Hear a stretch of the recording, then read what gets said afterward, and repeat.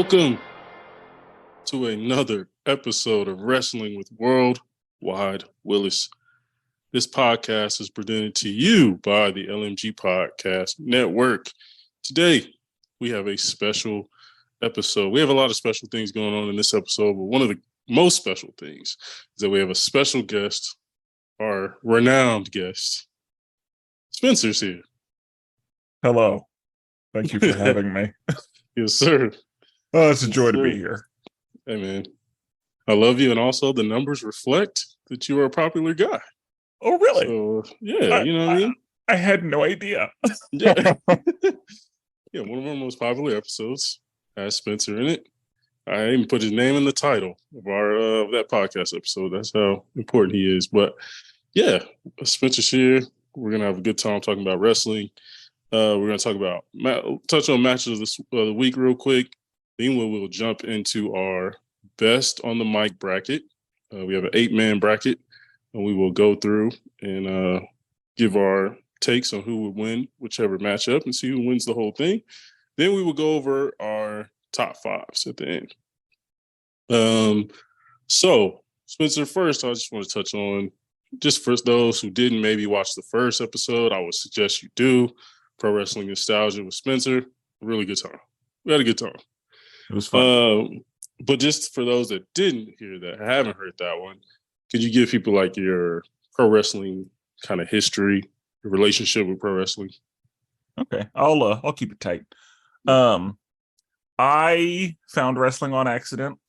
I just gotten a TV in my bedroom and I was surfing the channels, and it was a Monday night. I found Raw. I happened upon wrestling, and I was like, "Yep, this is a part of my life now." Right. I'm thinking roughly 96, maybe.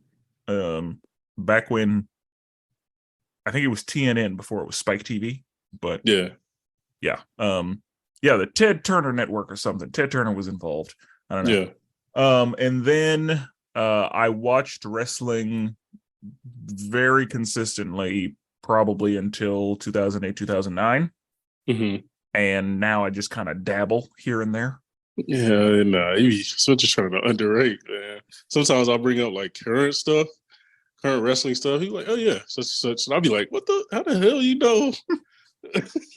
It's a little dabble here and there. He'd be like, "Oh yeah, his signature move is such and such," and then he hits you with such and such. I'd be like, "Wait, what? Like, how the hell you know that?" Like, you know, because most people I talk about wrestling now, as you talked about, like they're really big on the Attitude Era, but don't necessarily watch like day to day or week to week or anything like that now. But yeah, Spenser stays up to date. I mean, just on the big stuff, right? You know. Yeah, absolutely. Gotta follow along.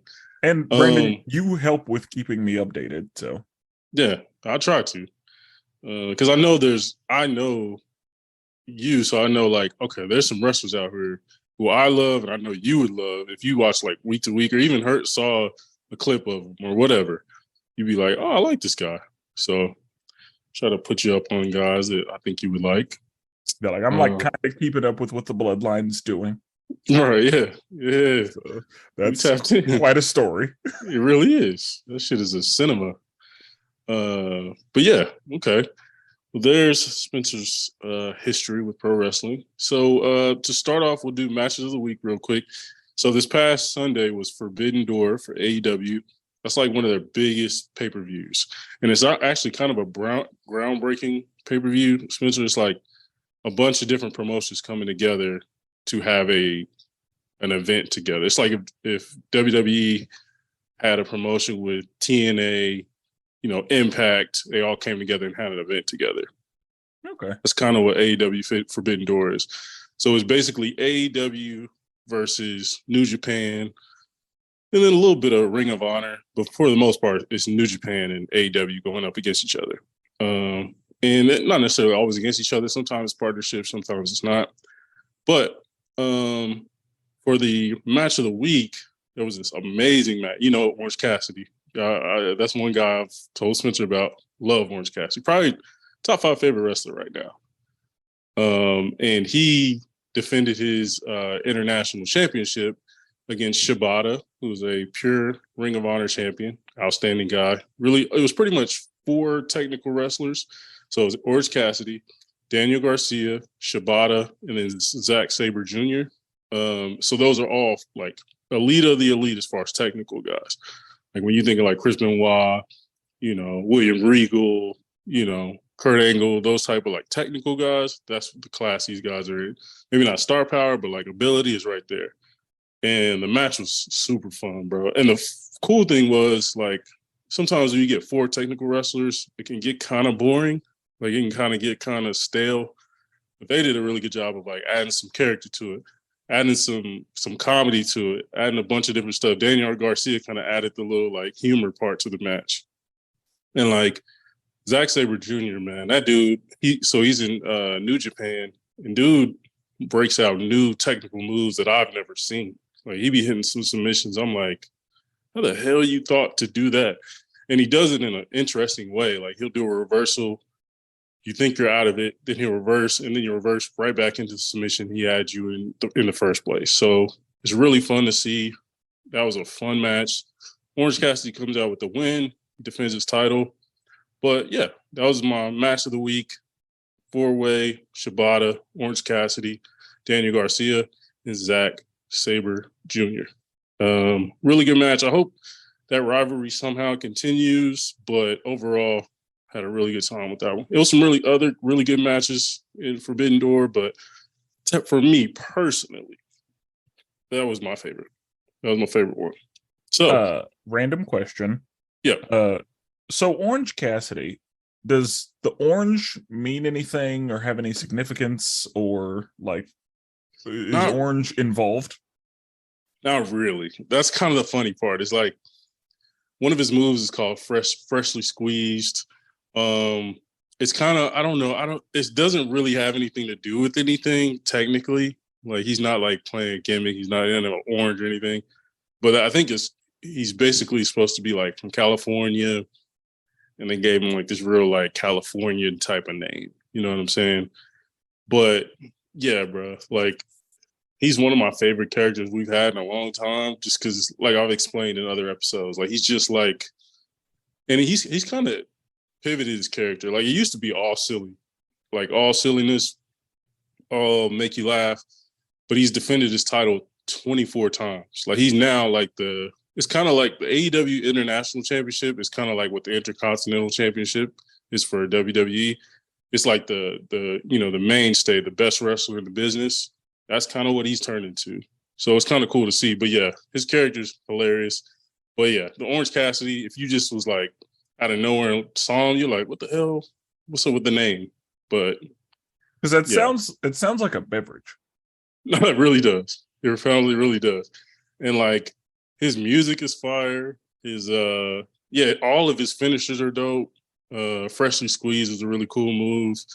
And yeah, he just wears jeans with like, he don't even wear a belt. Like, when they tie up your jeans, like he wears those. One of his finishers, one of his key moves is putting his hands in his pockets.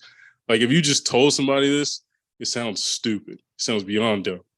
But if you watch him wrestle, it's like he gets like a power up when he puts his hands in his pockets. So like the people he's going up against are like trying to stop him from putting his hands in his pocket. Hilarious stuff.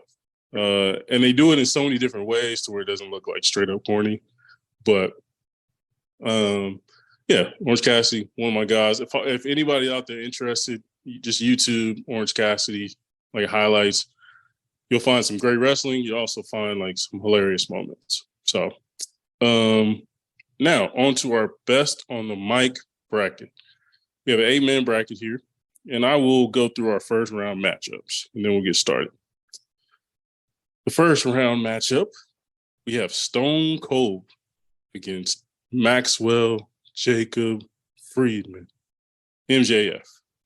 Then in our next matchup, we have Chris Jericho against the Macho Man. Then we have John Cena against The Rock. Those guys have faced off before. And then we have Ric Flair against Paul Heyman. All right. You want to start at the top? Might as well. Yeah, might as well. This one's going to be interesting. All right. Stone Cold against MJF. That's our first matchup. What are your thoughts here, Spencer? One of the fun things about a bracket is sometimes finalists go up together early. Right. Yeah. Because my God. Yeah. They're both very good. I know what my knee jerk was, and I've had time to think about it. Yeah. And I'm still thinking about it because they're just they're both so good. I think that Stone Cold has some of the best audience control that I've ever seen. Yeah. Like there are a lot of people that are like good at talking and like say funny things or whatever. There's a lot to it, but Stone Cold has some of the best control of the crowd that I have ever watched happen. Yeah. Thanks. What MJF has though, he transcends standing in the ring because his on the mic like goes out to real people. Right. So he is actually doing that with people in real life. Right. And they're probably in on it and all that, but like I have watched him talk crazy to children. Yes. I have watched him like push or like pull a handicapped person out of their motorized chair and then ride it around. Like just some like you can't do that. Right. Yeah. And so that's what makes this really difficult. My knee jerk again was Stone Cold for obvious reasons. But MJF involving the world and being able to successfully do what he's done without being canceled is really impressive. Right. Like he's skilled enough to go way across the line. Absolutely. All the time. Like he is like jumping over that line all the time and it's fine. Right. And so this is easily the hardest matchup for me. Yeah. It's a rough one. Yeah, I don't like it. I mean, I know for me, even when I wrote it, I was like, oh, okay. I mean, MJF give him a spot. But then more I think about it, I'm like, I mean, Stone Cold's as high as you can get as far as like being a good guy on the mic, like you said, controlling the crowd, really good at like ad libs. And we used to do the what stuff, like he would just make some of that stuff up on the spot. Some of the comedic stuff hilarious. But then I'm like you said, the MJF factor takes it. He's in character at all times. Like he's in character at all times. And then to have the crowd just hate you so much that they end up liking you that's tough to do.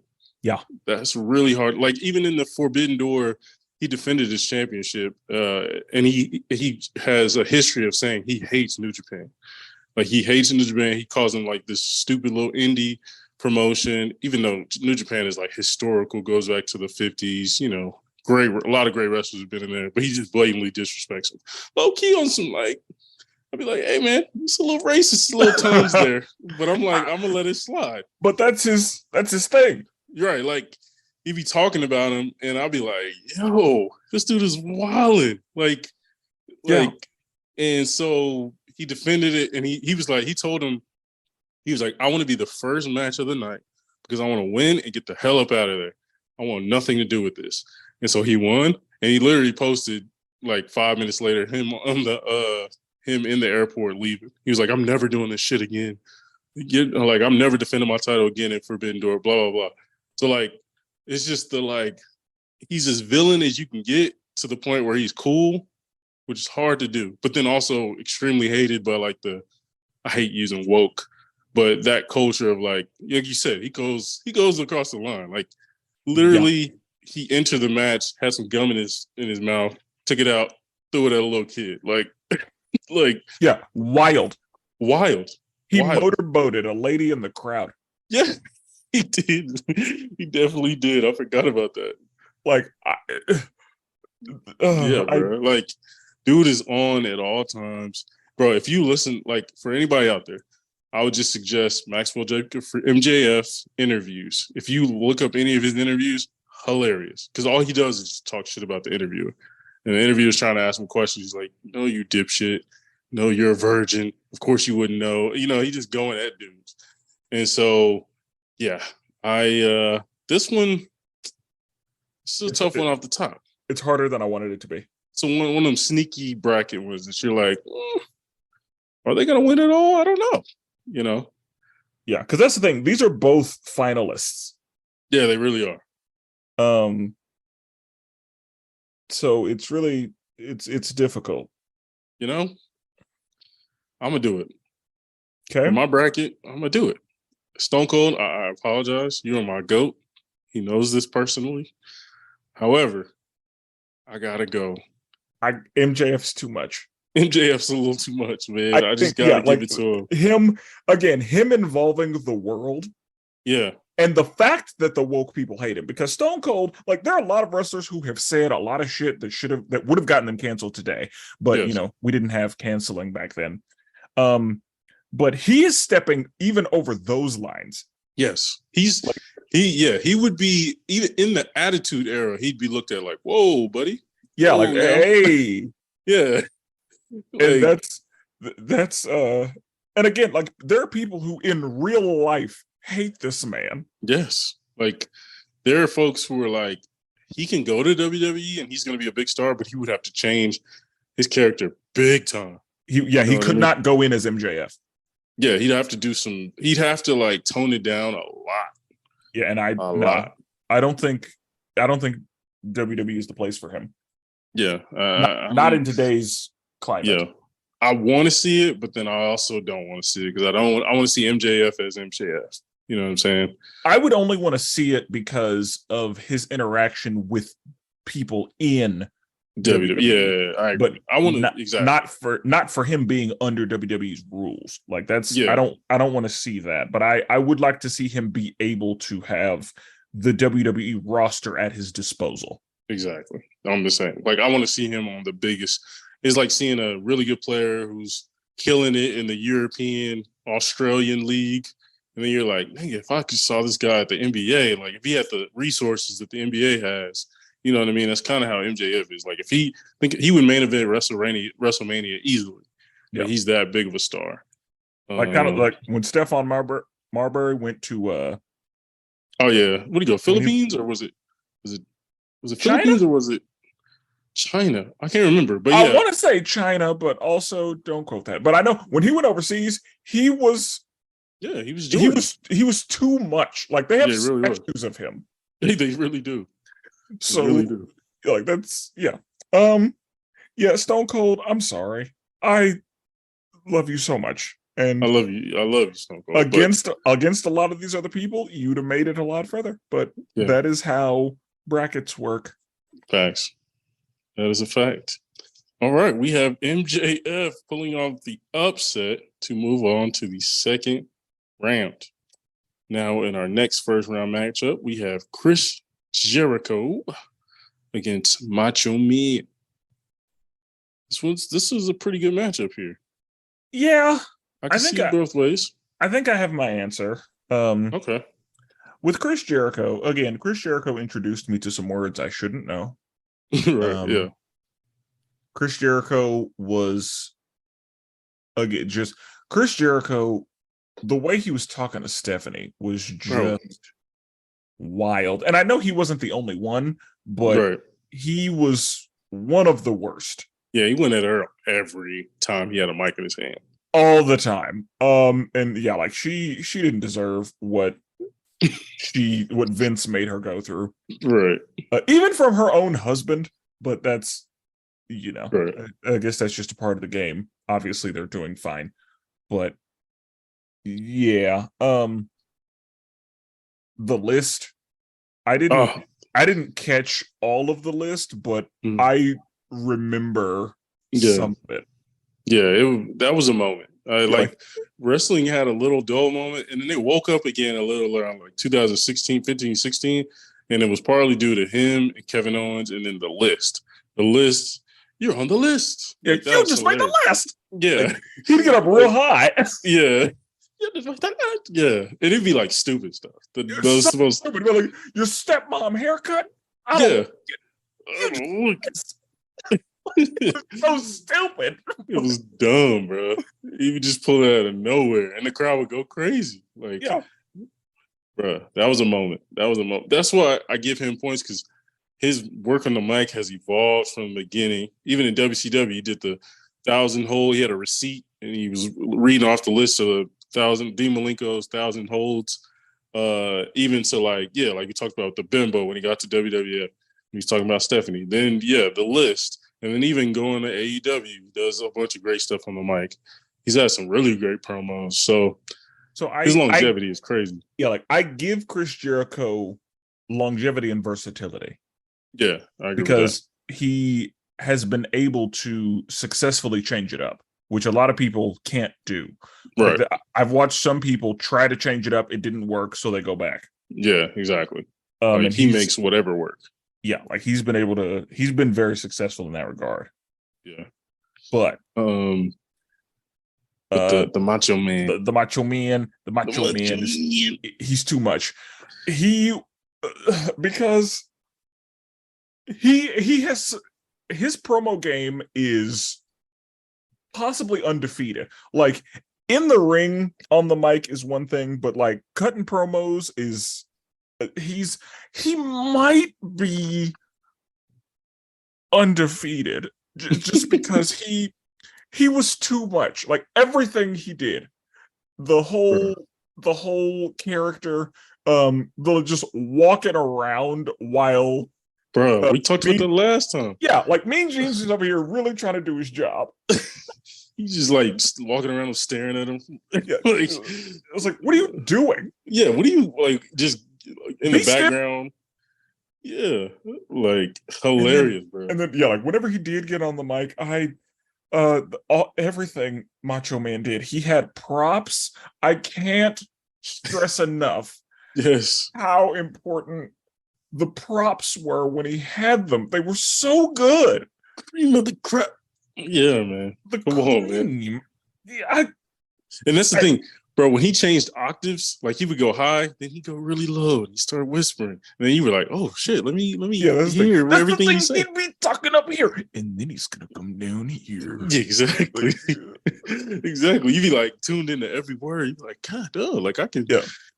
Like he'd be talking about when he's gonna win the championship, and there's nothing you can do about it. Exactly. My man be changing different octaves, and then if like Mean Gene even looked at Elizabeth, he'd be like, "What the hell? What are you doing?" Yeah. Like, yeah, bro, dude was wild. Oh, it was so wild. And again, like I don't know if I could do a Macho Man for very long. Like it hurts.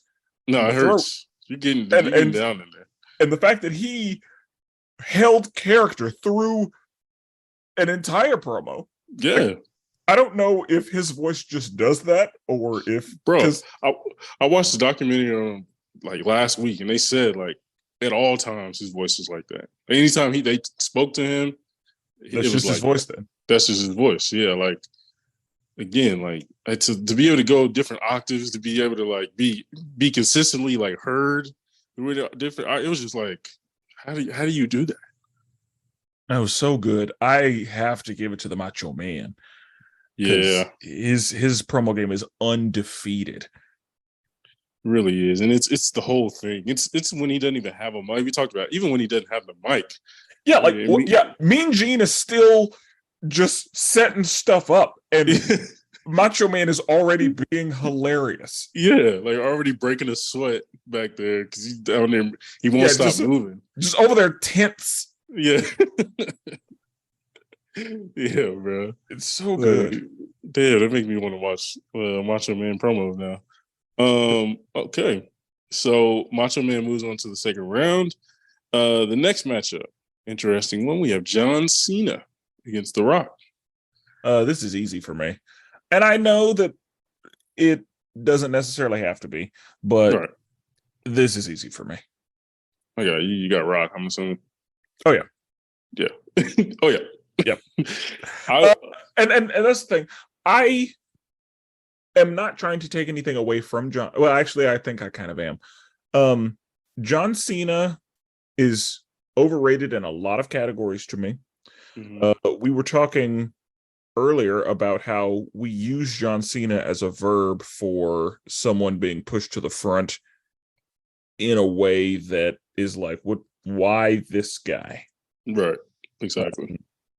Like he's the example that we use for whenever that happens. Yeah.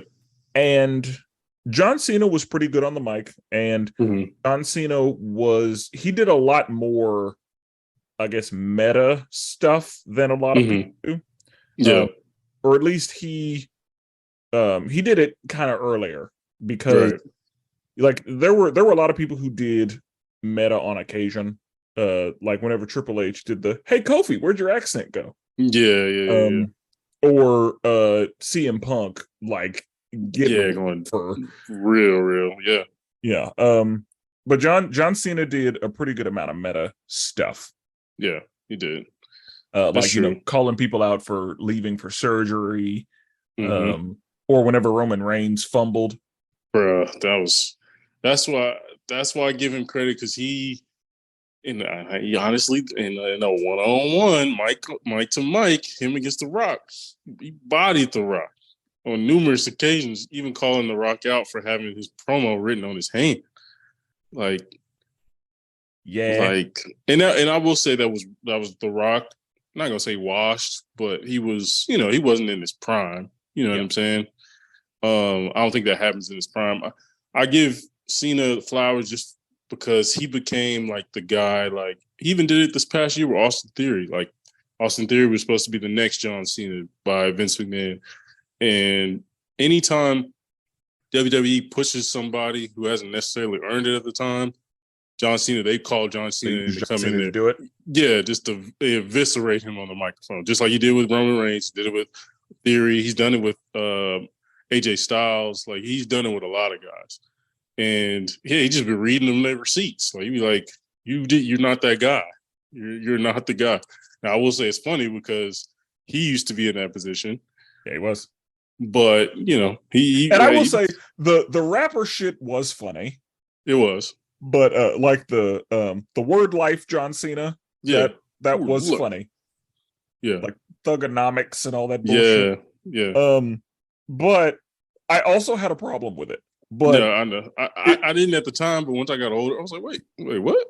I had a problem with it then, and I'm kind of okay with it now.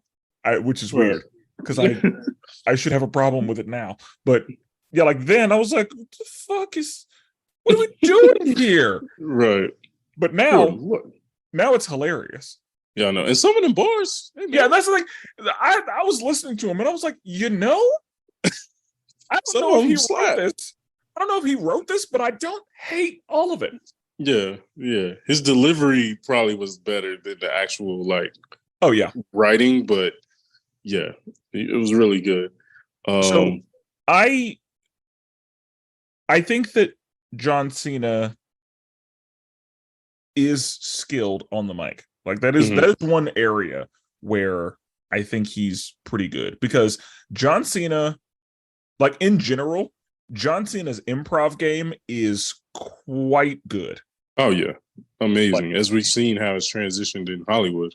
Yeah, like John Cena's improv game is very good. Like he would do well on Saturday Night Live type shows. Oh yeah, absolutely. Like he would be just fine in those situations. So I will give John Cena that. Yeah. But The Rock in his prime outclasses John Cena. Yeah, it's just the entertainment. the catchphrases, it's just no one had more catchphrases than him. Yeah, like and he was like also crowd control, like crowd control. Yeah, he I would argue did it better than Stone Cold. Not yeah, much better, because again, right, like we're talking about two people who are at the highest right, level of that. right. But The Rock had the crowd in the palm of his hand, Yeah, and it was impressive. there'd be times where like he put the mic up to his mouth, the crowd get even crazier, and then he put it down and like smell the air, Yeah, and then the crowd just go he would just nuts. take it in. Yeah, he just Because exactly. before he did finally The Rock has come back, like Yeah. sometimes, and that's the thing, like he'd be in an interview, somebody would ask him a question that he needed to answer, and he just didn't give a fuck about. Never answered the Like question. Michael Cole, you don't need to be here. Yeah, exactly. Lillian. Oh, he was coming after Lillian. Yeah, bro. But yeah, dude, and he had so many like words, strudel, like just little stupid sayings that makes no sense. Who in the blue hell are you? Like, Yeah. what are we doing? Yeah, bro. Like Rudy blatantly Poo. disrespecting like Booker T and others. Like, dude was And wild. he also wasn't bad at impressions. Oh yeah, he's really good at those too. Yeah, like his impressions he make you look stupid. Yeah, just make a fool out of you. Yeah, I remember he did a Taker, he did it to Kane, he did a bunch of different people. Hilarious. And, yeah, like, and sometimes he would do it in the ring, but yeah, like The Rock in his prime was too much, and it really was. John Cena doesn't have a resume that can match up to that, in my opinion. I agree. And the fact that John Cena never went heel. So like he didn't ever really get he was kind of in a box where I think maybe if he wasn't, he'd get a little more time to, explore, where The Rock went heel and he got to go in. He got to use all the stuff he used just against the crowd. It was hilarious with Hollywood Rock. When he came back that first time, really good. So yeah, I understand. Rock's moving on to the next round. Next one, interesting matchup here in the first round to finish it out. We have Ric Flair against Paul Heyman. So Paul Heyman is purely mic work. Yeah. Like that's his only job. Right. Like he doesn't have like that. That's what he's there to do. He is there to be a mouthpiece for whoever is up and coming. Right. And my memory of Paul Heyman is in 4 places. Mm-hmm. Very specifically with ECW as a whole. Yep. Brock Lesnar. Mm-hmm. Rob Van Dam. Oh yeah. And the Bloodline and Roman Reigns. Right. Right. So Paul Heyman, it took me being grown to appreciate Paul Heyman, because I hated Paul Heyman. For real. Which meant he was doing his job. No, he was. Especially like when he was like on commentary.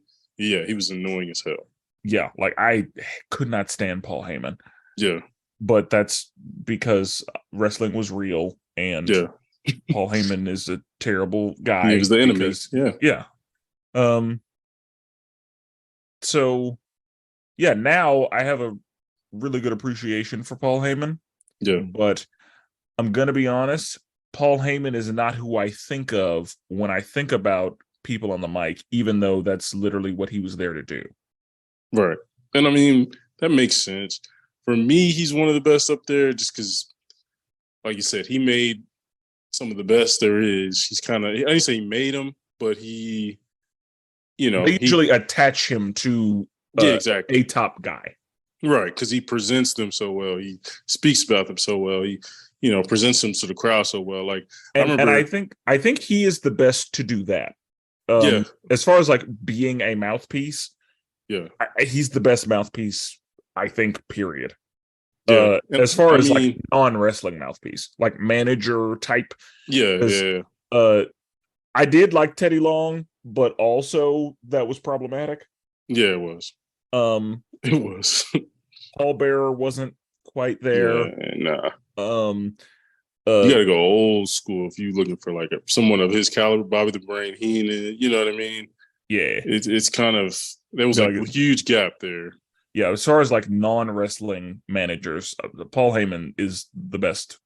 Period. Yeah, Like that's why we're talking about him right now. right. I mean, he did him and Dusty Rhodes. I'm sorry, him and Cody Rhodes leading up to WrestleMania. Um, Paul Heyman was kind of representing the Bloodline Tribal Chief, and he was cutting a promo with Cody Rhodes, and man, it was really good because like Paul Heyman obviously has been around a long time. He was really close to Dusty Rhodes. He actually helped Dusty Rhodes when Dusty Rhodes was like kind of struggling a little, like financially. He was like, "Hey, come on to ECW, make a little comeback. We'll pay you all, you know." And Cody Rhodes like always appreciated him for that because Dusty kind of got to have like one more big moment.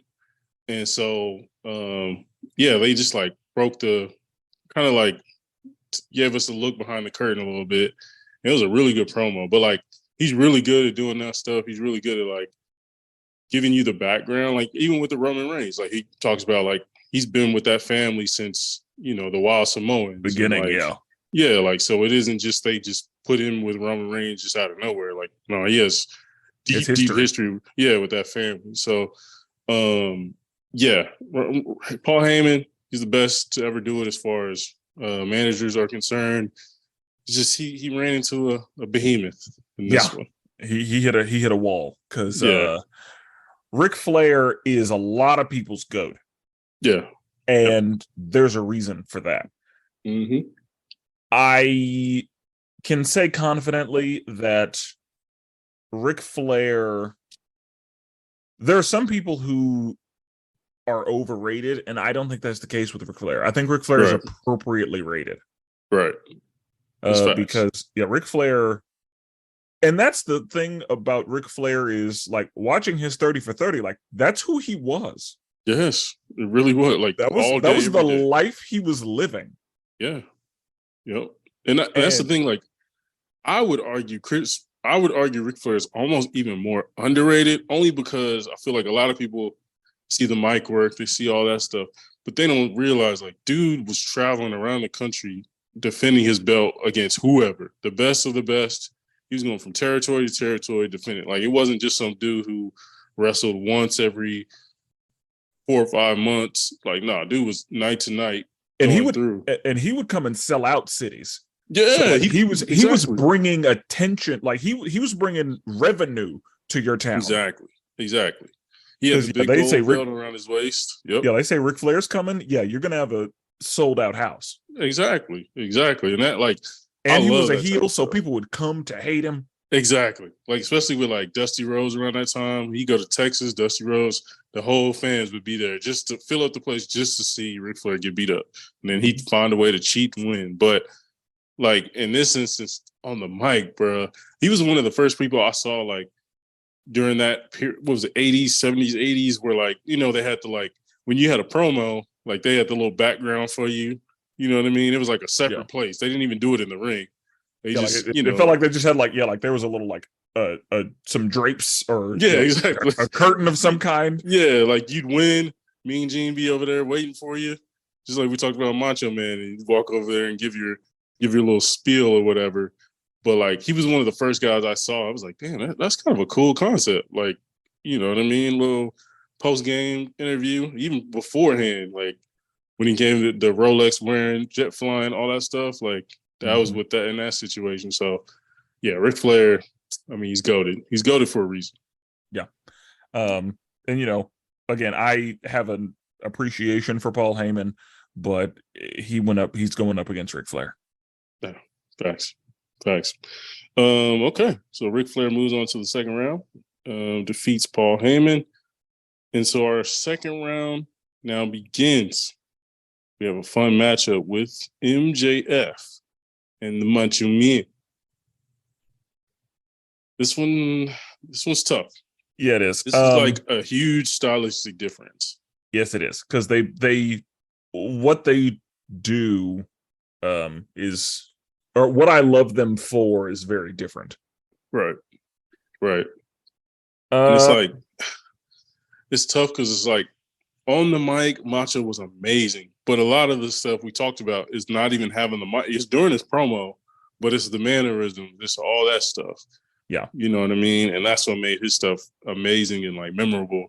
Because we're talking about two people who have the best character work. Yeah. Like true characters. Like you know what I'm saying? This is the top two, I think. Yeah, I agree. Because they're both of them in character is one of like some of the best and most entertaining things I have ever witnessed. Right. Facts. Is these two in character. Yeah. And I think that the Macho Man really was limited by his time period. Yeah. And because I'm wondering, like, if he was in his prime today, like what he'd be able to do with that. Yeah. No, it would have been, because he would have been so different. They would have given so many different things to do. I feel like he kind of got screwed by like when he was in WWF, like he had a short run. People don't know, like he wasn't there very long. You know what I'm saying? He was in the territories, went to WWF, had like a solid 6 to 8 year run. Then he retired. Then he came back to WCW. But WCW called him, but yeah, but that wasn't, nobody really remembers him for his WCW days. You know what I mean? He was kind of washed. Yeah, but yeah, he was kind of limited to what he could do, and he had to go up against Hulk. He had to like breathe the same air as Hulk Hogan, who we all know like took up all the space at that time. Yeah.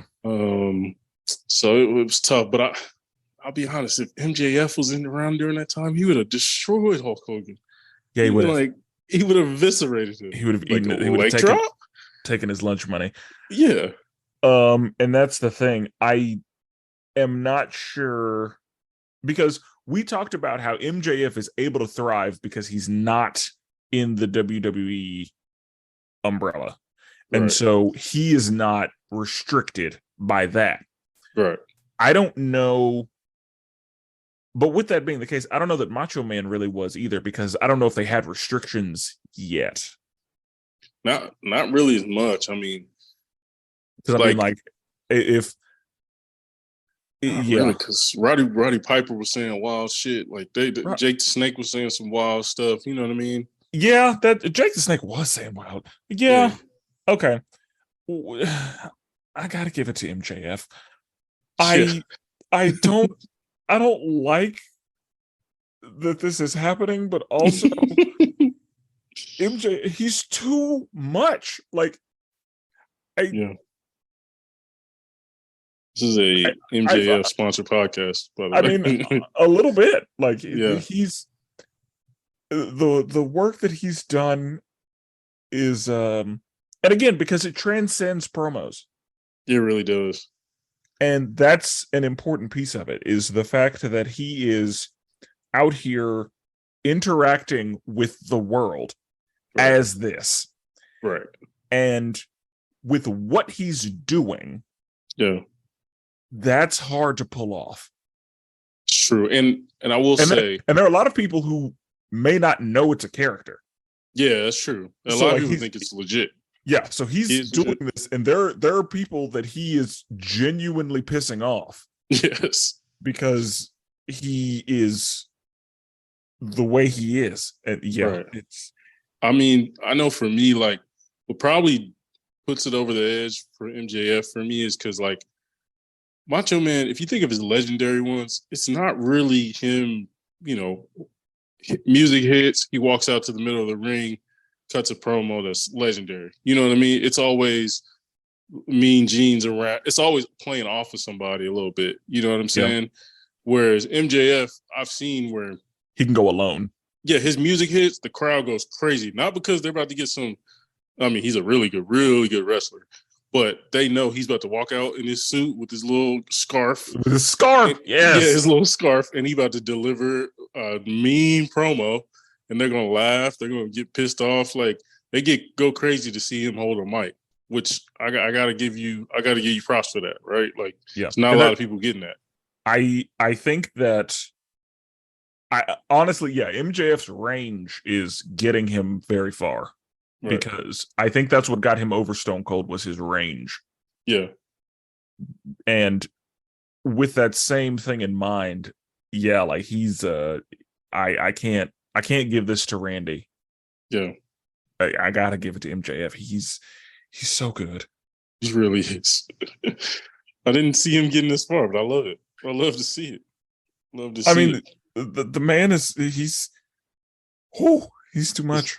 Yeah, his literal saying is, "I'm better than you, And you know and it. you know it exactly." Yeah, like it's so, ridiculous. What? like this is the most cocky thing you can say, but I mean it's facts, though. You know what I mean? I mean, yeah, like that's the thing. Like he's doing it. Yeah, it's facts. Okay. The next semifinal, or I'm sorry, yeah, the next semifinal matchup, we have The Rock against Ric Flair. You have to break this one down. It's going to be. Yeah. This So is also a big, huge stylistic difference yes, to me. and I think that we may run into. I think we may run into the same issue Mm-hmm. with Ric Flair and kind of his heyday and time period, Gotcha. because I feel like The Rock was able to do a lot of what Ric Flair was able to do, Mm-hmm. but I don't know if Ric Flair was able to do a lot of what The Rock was able to do. Okay. Because I feel like Ric Flair was very good by himself. Mm-hmm. Like when Ric Flair is just talking into a camera. Right.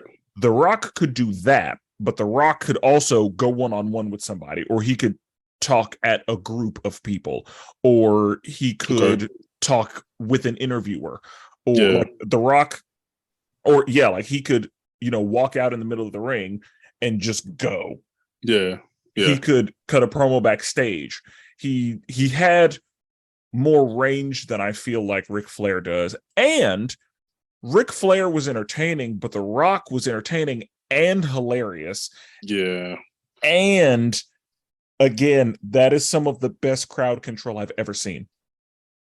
I think the ability to be like funny, go at different, like when The Rock would like be by himself and go at DX, go at NWO, like by himself, like Ric Flair could do it, but he didn't have like he couldn't hit you with lines. Like he couldn't hit you with, jokes, different lines and stuff. He was more like, I'm the best, I'm the richest, I'm this, that, and the other. No one's better than me. But it was rarely like one-on-one on the mic. That was rare. Yeah. You know what I mean? And even in his older days, it really didn't happen. WCW didn't really happen like that. So, yeah, I see what you're saying. Yeah. And I'm in a situation where I don't like that Ric Flair is about to take an L in an on the mic discussion. Right. But the way I see it, The Rock's got more in his bag than Ric Flair does. And I mean, this could be the finals for a lot of people's bracket. You know what I mean? Rock versus Flair. You know what I'm saying? I mean, yeah, like it could have come down to like the Macho Man versus Ric Flair is how this bracket lays out for a lot of people, I'm sure. Exactly. Yeah, for sure. Especially older generation. Yeah. Yeah.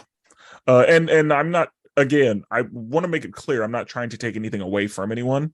Yeah. I want to make sure that everyone knows that I appreciate and respect everyone on the board.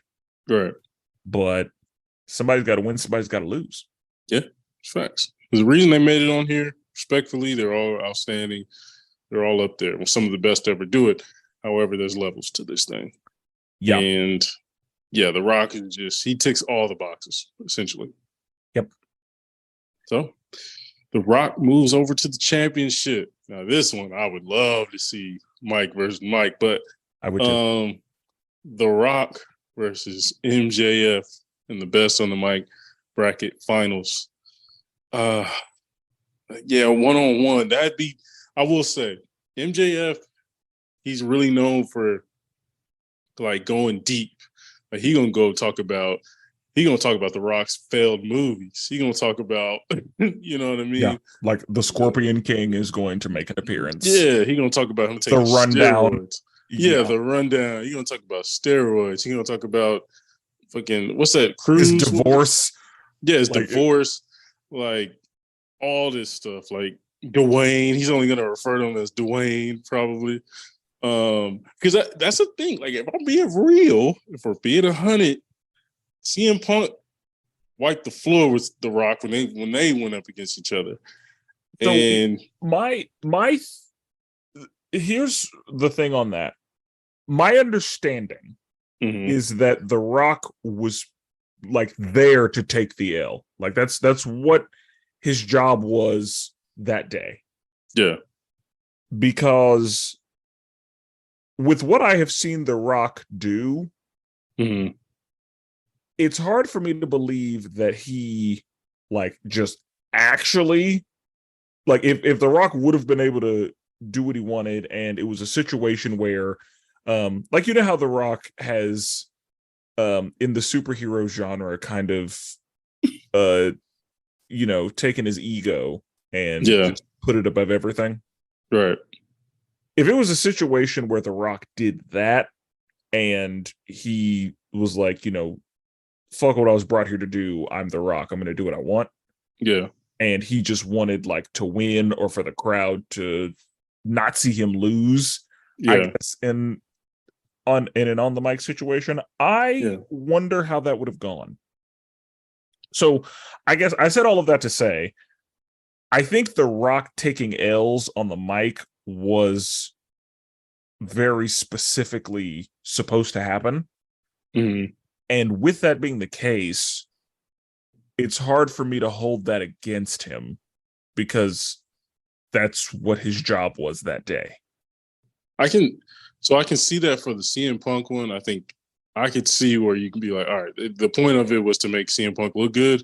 The John Cena one was more like a legit, he threw a jab that The Rock didn't know was actually coming. Like The Rock was like, you weren't supposed to talk about me writing my promos on my hand. Like that's a crossing the line almost. And like they legit, from that point on in that promo, it got personal. Like they was about to square up. I will say that's true. Like John Cena embarrassed him in real life. Exactly. Yeah. Exactly. And I'm sure that when they got backstage, he was cussing up a storm. Oh yeah, you already know. You already. I guess the Big Show went up to him, was like, went up to John Cena, was like, afterwards, he was like, yo, you got some balls. Like you got some set on you, buddy. Because you went to after the biggest star outside of yourself and like went at his credibility almost. Yeah. Like, you went at him in real life. Yeah, like you could tell, like when you watch that promo, like from that point on, The Rock is a little uncomfortable. And he's pissed, but he's a little uncomfortable. Yeah, and so, but yeah, I think in this matchup, I think MJF would definitely go at his weaknesses. I do think The Rock would have a lot to work with as well, as he always does. I think you're right, though. In a one-on-one, I think The Rock loses. If they're both free. Yeah, exactly. Now, MJF is at an advantage because he has more material. Yeah. Rock would. So that's one thing. The Rock has got a lot you can hit. So that works in MJF's favor. But even so, I don't know. I don't know if The Rock has. I have a hard time with The Rock being able to hang with MJF in a one-on-one if they were both free. Because, like, now that I think about it, a lot of The Rock stuff was like looks, like a lot of like the way you look jokes or the way you talk, you sound jokes. Yeah, those. But like MJF comes after you, like, because like even when he was going up against CM Punk, like he went at CM Punk basically saying like, you quit, you're a pussy, like you took your ball and ran home when things got tough. Like he goes at your core. Like I feel like he would go at The Rock's like ego and go at all that stuff. Like, yo, you have one of the biggest egos out there. You're the young Rock.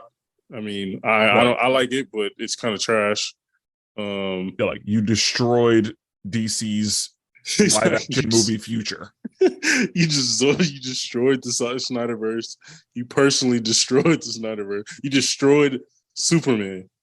You personally destroyed Superman. Like it is, like you were not good enough for Superman to go up with, so they had to put him on the shelf.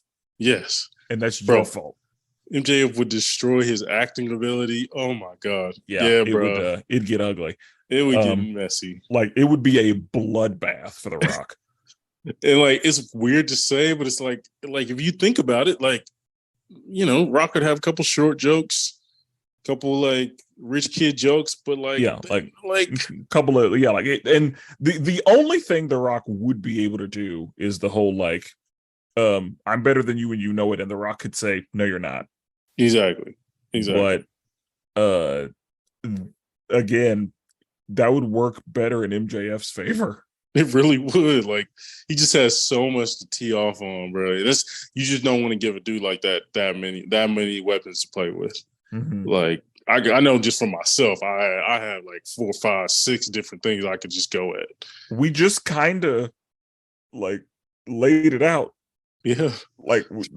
And I know that MJF knows more and would be able to go further than that. But yeah, like we were able to come up with several things, and even taking out of consideration them going one-on-one with each other, looking at them individually, I think that The Rock can do it all, but because The Rock has to be liked, he can't go like MJF can. Yeah, like he can't go at people in real life like MJF can.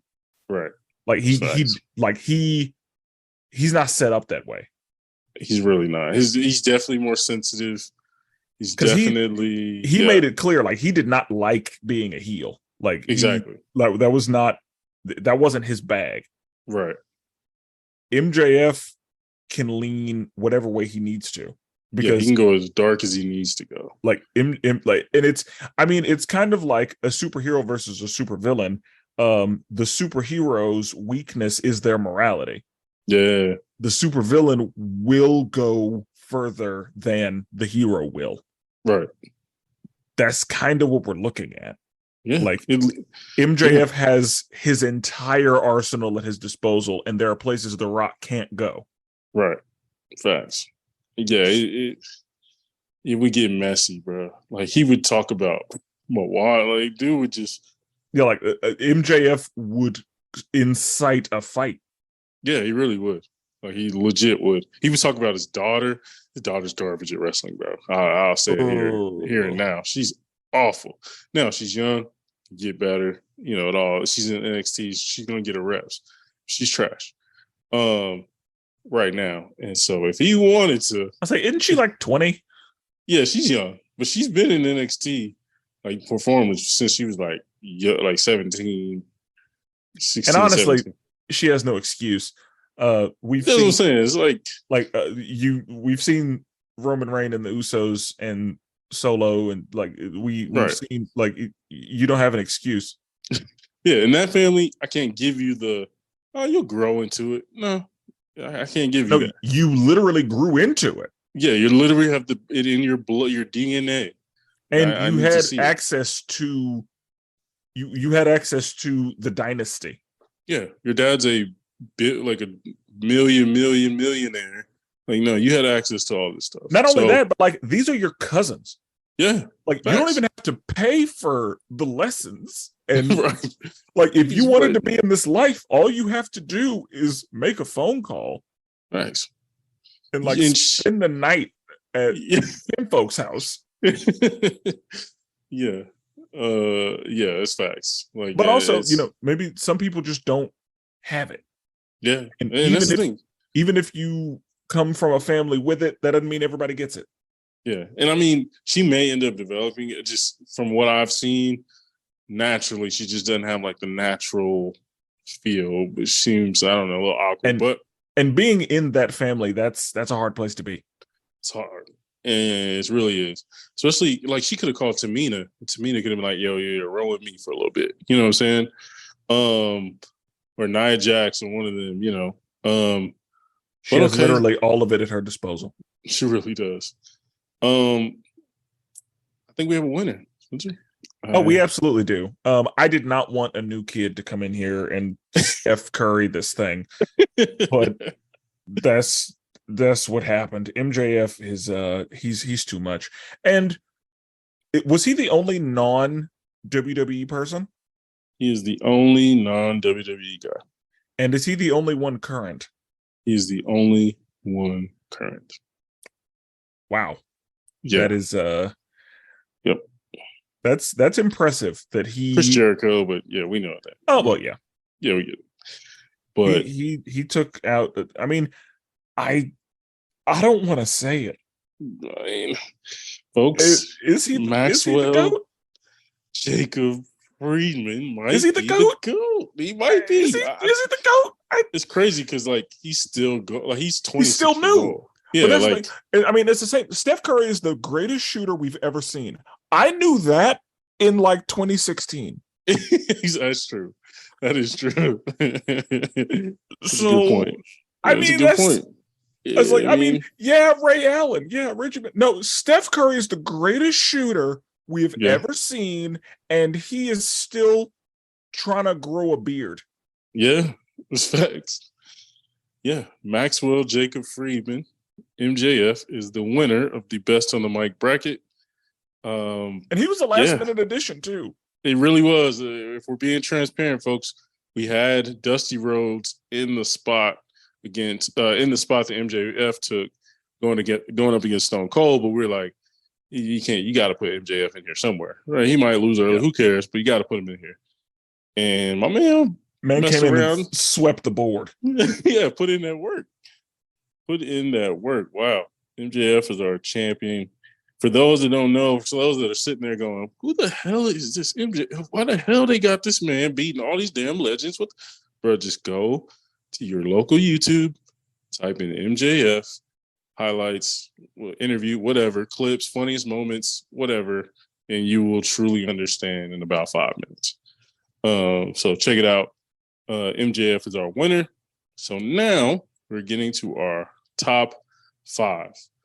We will go ahead. We'll just do our top 5 overrated finishers of all time.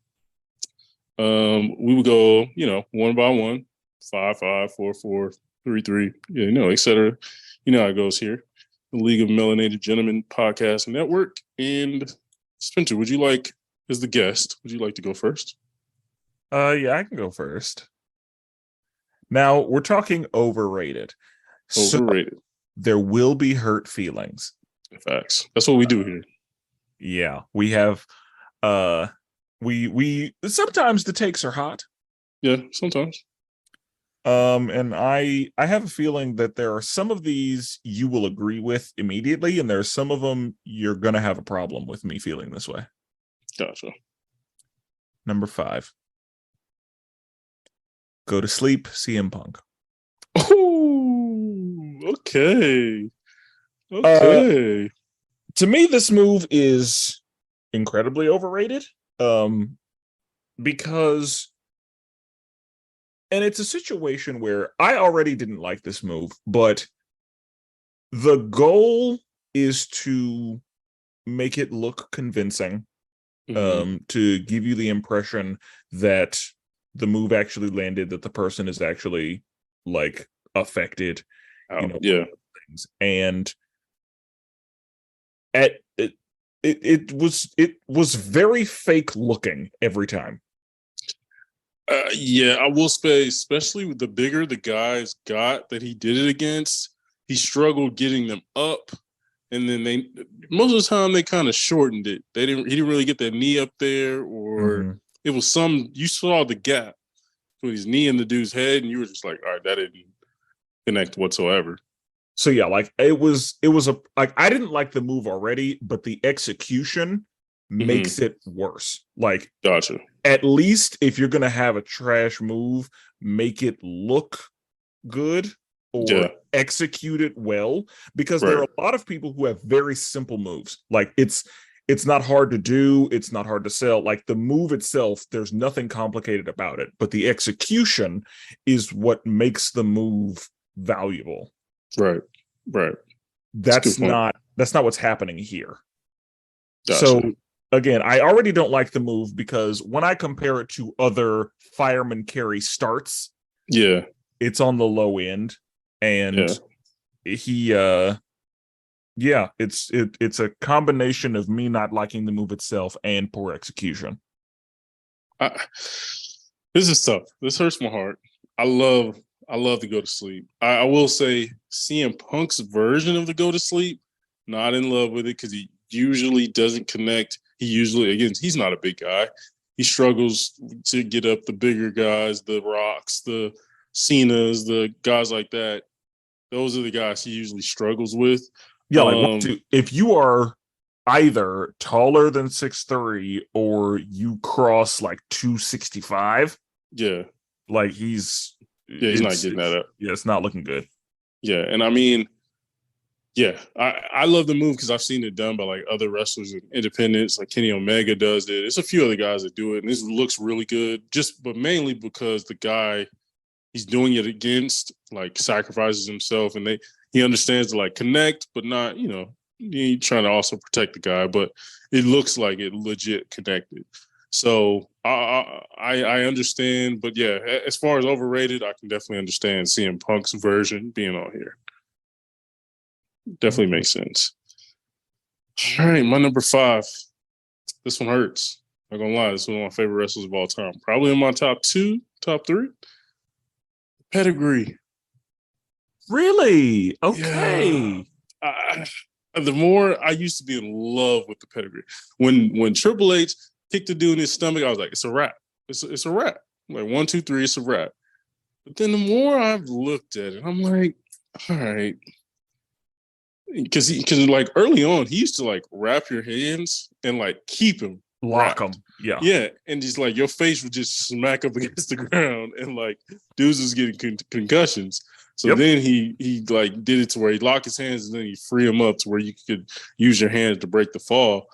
And man, it just I don't know, it just don't hit the same. It's just not like you're kicking them and they're just laying flat on the ground. You know what I mean? They're landing on their on their stomach. It's just like I don't know, and it's not from a high. It's not like F5 or anything like that. Like you kind of just landing on your face. You know what I'm saying? It's like okay, it just don't hit the same anymore like it used to. I will say this about the pedigree. I think that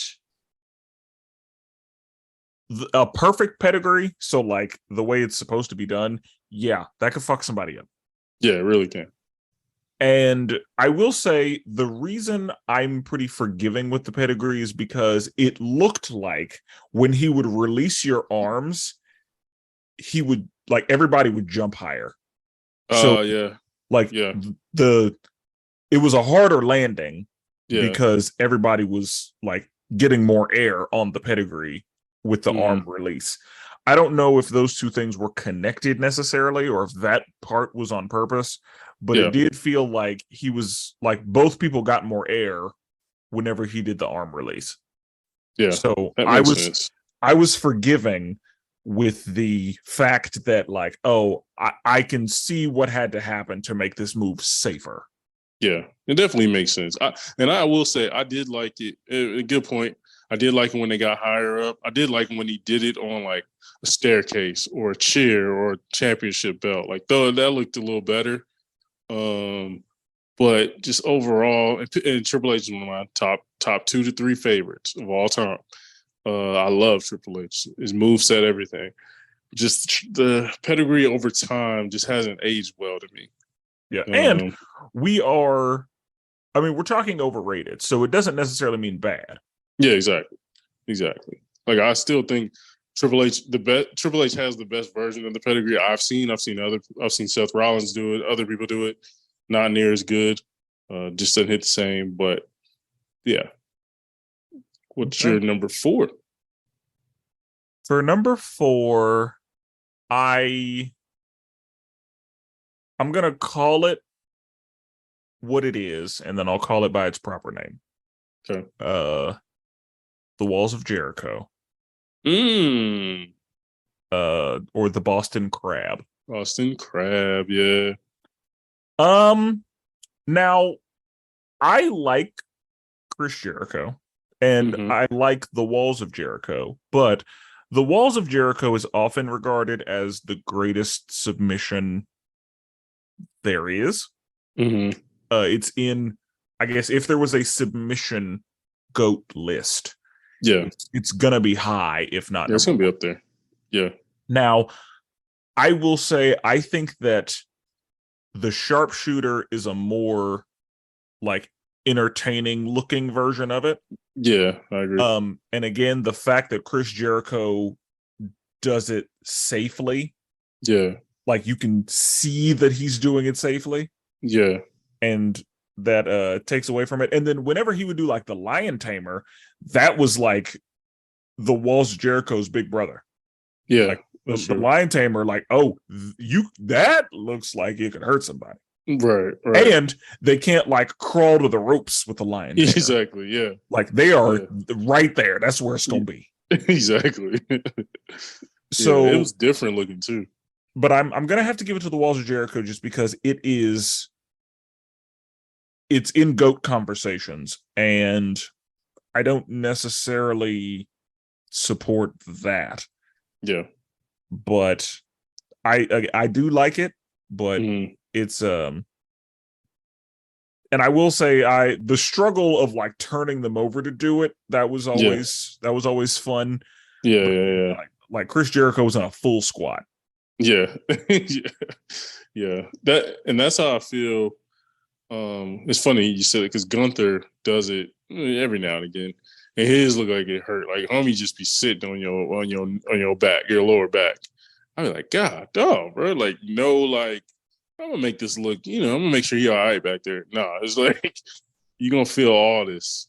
And anybody who's taking a Boston Crab, that shit hurts. Like if they legit do it, if it's actually done, like you could be paralyzed. Yeah, exactly. It hurts. But I could definitely see what you're saying. I did love. I will say, and like we talked about, this is overrated, but we can still like it. His version is my favorite, the Lion Tamer. Is he's trying to like put his foot on their neck or whatever. Yeah, again, the Lion Tamer was different. Yeah, that's true. The Walls of Jericho. Yeah, Walls of Jericho was. And I imagine with the Lion Tamer, there weren't very many people who were actually like flexible enough to take it without it being a problem. Yeah. So I would assume that's why he didn't do it very much, because I only saw him do it on people who were very limber. Yeah. Like when I think of the Lion Tamer, I think of it on like Kofi Kingston. Yeah. That makes sense. But I don't see him doing that on like just anybody. Yeah. And I think that's why he didn't do it. I'm not sure if that's the case, but I assume that's why he didn't do it very often, because there were a lot of people who physically couldn't take it. Yeah, it's facts. Because I mean, yeah, I'm looking at it now. Yeah, your feet is damn near back up touching your head. Yeah, like you're almost in a scorpion. Yeah, exactly. Yeah, it looks really good. So yeah, I agree. Walls of Jericho, Lion Tamer is different. It's different levels. All right, my number 4. I think we both have this one on there. The Attitude Adjustment, John Cena. I mean, we've talked about it. John Cena is going to be on a lot of my overrated lists. Oh yeah, not on the mic, but we're talking in the ring. He's going to be on a lot of my list. Absolutely. And Attitude Adjustment just didn't get it done for me. It looked cool at times, especially when he did to like bigger guys, because he showed off his strength. But overall, like it was times where he would hit like 4 people in a row with it, and I'm just like, okay, like he would win a lot of big matches with that thing, and I'm just like, all right. Like, I mean, also, I don't like that it had to go through a name change. Oh yeah, went into FU. Yep. Yeah. I I liked it better when that's what it was called. Right. But it's I like agree. it got watered down along with the name. Yeah. And I will say, that's not the best version of the attitude adjustment I've seen.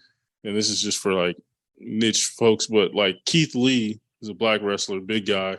He does it, and it looks amazing. It looks really good when he does it because it's like he's big. He's like 6'4", 400 pounds. Hits you with it. Yeah, like it hits you with it, and it feels it. Just like his power bomb, like you know me, I hate the power bomb when you like actually land on your butt. Person who's giving it, but his looks really good because he hits you with it and it like momentum. So his attitude adjustment looks really good. John Cena, on the other hand, I didn't love it. Thought it was a little overrated, and it won so many damn matches. It was just like, okay, you know what I'm saying? Yeah, I just was not a fan of the moves. Thought it was really simple. Didn't like if people used it now as their signature, I'd be like, okay, whatever. But not as your finisher, I don't know. I'm good. Brandon, your segue game is just so good. Number 3 is the Batista bomb. There we go. Nice. So, as you just said, Yeah. the Batista bomb is the epitome of a power bomb where they sit down to finish it. Right. And yeah, not a fan. I don't like it. Not a fan. I'm not a fan at all. And that's one of those things where I was like, so that's your finisher? Right. Yeah. Yeah. Like, that's what you're doing to win championship matches? Right. Especially with a dude that big, that athletic, it's like, I don't know. You can do better than that. Yeah. You can do better than that. Wasn't his I always get this fucking name wrong. The spike, like when he would pick him up and just like spike him down. What's that called again? The spine buster? Spine buster. His spine buster. His spine buster was mean. Mean. Like him, Triple H, Bobby Lashley to me have the best spine busters I've seen. Yeah, The Rock has a pretty good spine buster as well. He does, especially when he gets right into the people's elbow. Yeah. Yeah, like his that was why his spine busters were good, because of his follow through. Triple H's spine busters, he would do a 180. Yeah, he was. So those were good. Yeah, Batista's spine buster was mean. Mean. You'd be like, oh god, especially if he was a smaller guy. Ooh. Yeah. It's like, put him through the ring. Like his spine is busted. Yeah. Yeah, he's done. And yeah, I agree with you. Like again, Keith Lee's the only guy I've ever seen hit it where the powerbomb where they sit down at the end that I've ever been like, ooh, okay, that looked like a big time move. But his is just like, all right, you're 6'5", bro. Like, why are we sitting down to hit? Yeah, like, you know what woefully unimpressive. Yeah. The only acceptable sit down powerbomb was Bubba Ray Dudley, and that's because the thing was coming from up high. Exactly. He was coming from the heavens. Yeah, he was coming from the top rope through a table. Through a table. That was an added element. Yeah, through the table. That was the only acceptable sit-down powerbomb that I have seen. Yeah. For folks, go YouTube Keith Lee. He hits you, he slams you, and the dude lands on his back, and then the momentum carries him to the point where they damn near land on their neck again. Like it looks really good. But yeah, I agree. Bubba Ray's is nasty, but Batista was just like, okay. And I think it was particularly unimpressive because I expect better from him. Yeah, exactly. And we at that time, a lot of great power moms. You had the Undertaker, Last Ride, Kevin Nash, Sid Vicious. Like it was a lot of really good power bombs. So then when you see that, you're like, okay, like. We couldn't have went through a few more moves. Like that's what you landed on. Okay, buddy. Honestly, he could, if he was a spear guy, I'd be like, okay. I think he used a spear. He did. Okay, but I wouldn't love him being a spear guy, but if you told me he was, I'd be like, it sort of makes sense. Yeah, he's built like a spear guy. Exactly. Yeah. And I think that's why it found its way into his moveset for a little bit. Right. And he was, he wasn't big stiff. Like, dude was super athletic. You know what I mean? Yeah, he could move. And exactly. That's why I had such a problem with it. Is because I expect more from you. Yeah, you're better than that move. I agree. Totally agree. Okay. My number 3, this is well known. The Hulk Hogan leg drop. Shit is garbage. One of the worst moves I've ever seen. And that, to me, that's the epitome of 80s wrestling. And there's a lot of great wrestling during that era. But that, anytime someone argues that era is better than any other, I'm like, dude, you got the leg drop as your biggest finisher in the company. You got Ultimate Warrior's little just jump on your chest, basic ass move. Like, no, you not. That's garbage. Like, the leg drop is ass. That's why most people don't even use it today, because it's almost dead. Yeah, it really is. I will say, somebody who had there were 2 leg drops that were pretty okay. Matt Hardy, because that thing was from yeah, that's true. Yeah. And The Undertaker. I was gonna say, I thought you were gonna say the GOAT. The GOAT. Yep. Yeah, that's true. But he get it, like, his was like, like he get exactly. Like he get up in the air, do a Super Mario jump, and then exactly. Like, you'd be like, ooh, okay. And Taker had athletic ability, so like he ran up against some ropes with a little bit of bounce. And you're like, ooh, yeah. He played basketball, so he he had some vertical. Because that's the thing with Hulk Hogan, he would just kind of like put his leg up, but he didn't jump. It was like a stiff ass high knee or high foot, and then you fall. Then he like lean up against the ropes. Then a little like lift my leg up a little bit, drop, and then the dude would like extra sell it to make it look like it was anything. This is like, all right, but Undertaker's look like, ooh, okay. Yeah, like he got up. That hurt. You actually dropped that thing on you. Exactly. And that was usually after Taker had taken the, like, maybe got that hot tag, couple clotheslines, cool, jumped off the top, did the little where he walks on the ropes, he built some momentum into it, so but yeah, Taker's one of the few guys I've seen that actually gives a good leg drop. It's funny because CM Punk in a match recently, and actually 2 matches on Collision and Forbidden Door, did the leg drop. It was kind of an homage to Hulk Hogan, but I'll say he's not big enough to do a leg drop. Yeah, I know. It's kind of a silly move in general, but you know how I feel about CM Punk, so I guess it's true. Whatever. Number 2. This may hurt feelings. Number 2, 619, Rey Mysterio. Bro, that's literally my number 2. Oh, hey! That's hilarious. Well, then let's talk about it. Let's break it down. So this move is flashy. Yes. Yeah. The end. Big for the kids. The kids. It's not even like you can't end a match with a 619. No. Like, he has to hit it with something else. That's how bad it is. He does a 619 and then a Hurricane Rana into a pin. Like, so the 619 is not a solo act. Nope. Like, even nowadays, he does a 619, they'll do the frog splash. But that's it. Like it does, and it half the time it doesn't even look good. Like, half the time it's like connects, but it's like, okay, he's selling the hell out of that thing. Yeah, the person on the ropes. First of all, getting them in that position is just absurd. Yeah, he's like Hurricane Rana. Oh, I landed on the second rope. Yeah, it just looks stupid. And there are some people who didn't all the way make it, so they had to run with their knees. They had to scoot over to. Yeah, okay, now I'm here.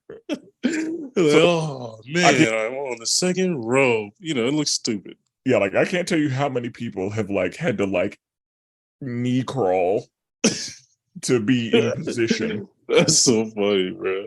But he would he would hit it, and again, it was flashy. It was fun to look at, I guess. Mm-hmm. But as far as effectiveness, again, it was considered a finisher, but it literally couldn't stand on its own.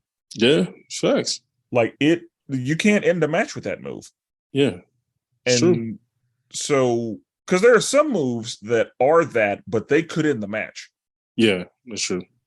Goldberg's spear could have ended a match. Oh yeah, easily. but that was a Easy. part one. Yeah, exactly. You got to hit you with that jackhammer. Yeah, and so with the 619, it's not doing anything on its own. No, honestly, like that was just like the kids loved it. It was Like fun to do on 2K or SmackDown versus Raw. You know what I mean? Like it's a Joey Fatone. Exactly. Yeah. It's not a Justin Timberlake. Yeah. Exactly. Yeah. It So, was a good time, but at the end of the day, like I'm not causing any real damage. Like if I do that in a video game, like I'm like, all right, I'm gonna pin him here, but I'm pretty damn sure you'll kick out at 2. You know what I'm saying?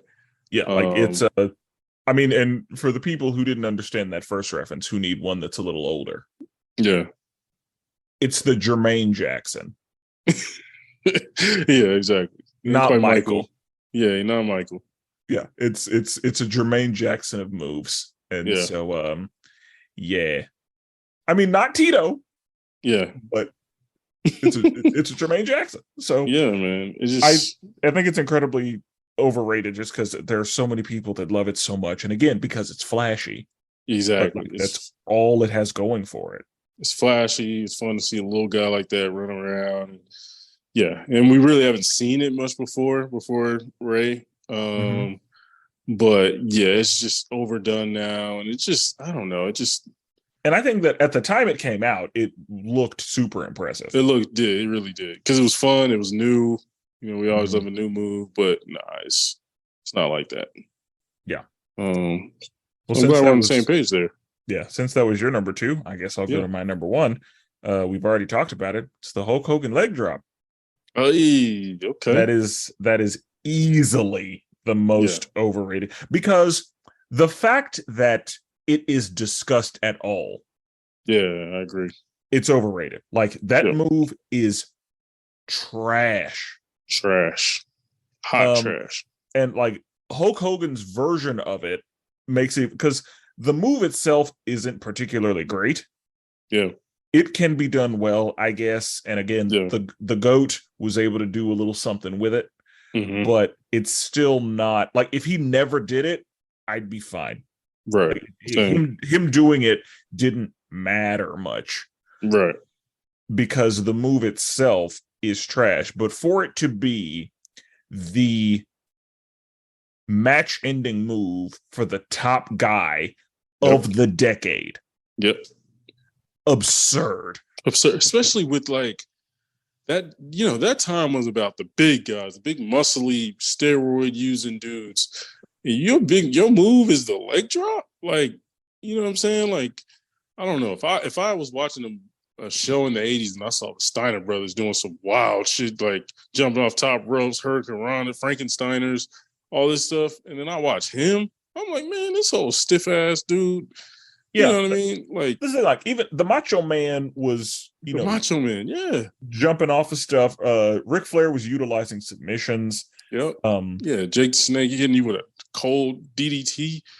You know what I'm saying? It's like, and then you just got to see Ultimate Warrior or Hulk Hogan do these basic ass moves and be the highest paid in the company. It's like, all right, bro. Yeah, like what are we doing? Yeah, what are we doing? And so the leg drop that was immediately my number 1 because the fact that it's so trash and there's anybody talking about it, like if it is in the top 100 moves, yes, that's too high. It's way too high. Way too high. So many better moves. Yeah, like everything that we've talked about so far is better than that. Oh, I agree. I agree with that. Yeah, the leg drop it's overrated because it's rated at all. Exactly. Like and it's attached to possibly the most overrated wrestler ever. Absolutely. I would it's a combo. Yeah, it's a 2 for 1. Yeah, because you know what I mean? I cannot get over how terrible that move is and the fact that it is discussed in any conversation about wrestling moves of note is ridiculous. It really is. So that was an easy number 1. Easy number 1. My number 1 is I thought about this immediately. It's the Big Show punch. The punch Big Show had, it was just so damn silly, bro. It was like he punched him and then they just like damn near dead. Yeah, they and fell die. out. Yeah, they would literally die. And then yeah, bro, I was just like, this is. I wasn't into wrestling at this point. I kind of phased out, but then I would come back and see clips of this. I'm like, all right, yeah, I made the right decision. What was that move called? I think it was the WMD. Hold on, let me find it. But yeah, bro, he used to do it. I remember he did it to Chris Jericho, and he damn near just RIP at that moment. Like, and then I remember he did it to. I remember when he had a match with Floyd Mayweather, building up at WrestleMania. That's how stupid it was, and they basically to see who could knock each other out. It was dumb. But yeah, man, I can't get with it. I mean, I get it. The dude is huge. If he does punch you in real life, probably it's gonna hurt like a mug. But I say his chop is better than that. yeah, his chop is way better than that. He used to like cave dudes knockout punch. I mean, again, trash name. Yeah, right? like you didn't even. Yeah. You didn't try. There's a woman, Lacey Evans. She has like a knockout punch. Hers is called the Woman's Right. Solid name. It's a good name. Yeah, you know what I mean? The Woman's Right. Like, that's okay. Funny. Yeah, like I'm like, okay, I can rock with that. You know what I'm saying? That's good. I like that. Yeah. But the knockout punch, bro, it's just like, okay, we came up with this in like 3 minutes. Like, or some old ass dude thought of this. The only time his punch was good is when somebody would have a chair and they try to hit him with it and he would punch the chair. Yeah, he punched it out of their hands. Yep. Yeah. Yep. That was good. Right. But yeah, no, bro, it was like I remember it was a Survivor Series, and like he just knocked out damn near everybody and eliminated them all. It was stupid. It was just a very silly time. It was like the last time they really pushed Big Show like that, and yeah, it was rough. But yeah, Big Show's knockout punch, nah, not gonna get it done. Yeah, but I mean, I wasn't a big fan of like. By the time the Big Show was bald, I was done with him. Yeah, I was kind of done with him early. Like I was just like, I mean, it didn't take a super long time because I mean, right. I thought, okay, he's massive. He is, and he's doing pretty okay for how big he is. He is, but definitely not like Khali or these other big trash dudes. And the big Khali being there helped him look better. Yeah, sure. But I was like, I'm watching Kane be real mobile. That's what he came in at a rough time, bro. I'm watching Kane and Undertaker run around this bitch 4-5 times, and you sucking wind after running the ropes one time. I'm like, all right. But yeah, like I feel like a really good theme song, but yeah, like the Big Show. Oftentimes, it felt like the Big Show was there to be a spectacle of strength for other people. Yeah, that's true. So, like whenever John Cena would do his finisher on him, or whenever Brock Lesnar would F5 him, to F5 the Big Show is a feat. This is crazy. Yeah. You're taking a risk. Yeah. Yeah. So the fact that, like the Big Show and the GOAT breaking the ring. Yeah. And then the Big Show and Brock Lesnar breaking the ring. Like I feel like that's what Big Show was there to do, was to be a mountain to climb. Yeah. Or to demonstrate someone's impressive strength. Like that's what the Big Show's job was. Yeah. He's definitely a Vince McMahon. I mean, he's talented for sure, but he definitely was I'm sure he was a Vince favorite. He loves big guys like that. So I mean, he did okay in WCW. Yeah, he did. Yeah. The Giant. I understood why he was there until I didn't. Exactly. It wore out pretty quick, and then it just lingered for a while. Because once we got beyond strength mattering that much. Yeah. Because I'd say like the generally speaking, as far as like the top guy, I'd say ruthless aggression is when like the strongest or a super strong guy wasn't at the top. Yeah. Yeah. And so Big Show should have been phased out at that point. Right. Because when we look at the guys who were, I guess, regarded as the top guys, we have John Cena, Batista, Brock Lesnar, who are known for being very strong. Yeah. Randy Orton was in there, not known for being very strong. He was more agile than strong. Edge, more agile than strong. Yeah. But and then I mean, Undertaker and Triple H were just themselves. Exactly. Kurt Angle could do whatever he wanted. And so yeah, I feel like after that, like we were kind of in CM Punk era. Yeah. And yeah, the Big Show needed to make an exit at that point. Yeah, I agree. Like, I totally agree. He was no longer of use. Yep. So no, I agree. He lingered around a little too long. And then because like the only person who was still kind of around that was, I mean, I guess that the Big Show would have been useful to was Mark Henry. Yeah, that's true. And they didn't go up against each other as much as you would think they would. That's crazy. But yeah, like I feel like they should have had some time together. Yeah. I think just the way would have been sucking wind after so long. So they probably just kept those them matches away from each other. Those matches couldn't have lasted very long. Yeah, exactly. Because it seemed like Mark Henry got to a point where he wasn't like a lot of his stuff wasn't in the ring at all. Yeah, it was. Like he was doing a lot of like before commercials stuff. Yeah. He kind of transitions. But yeah. So those are our top 5 overrated finishers. I'll go through my 5 just to recap, and Spencer go through his. My number 5, the pedigree.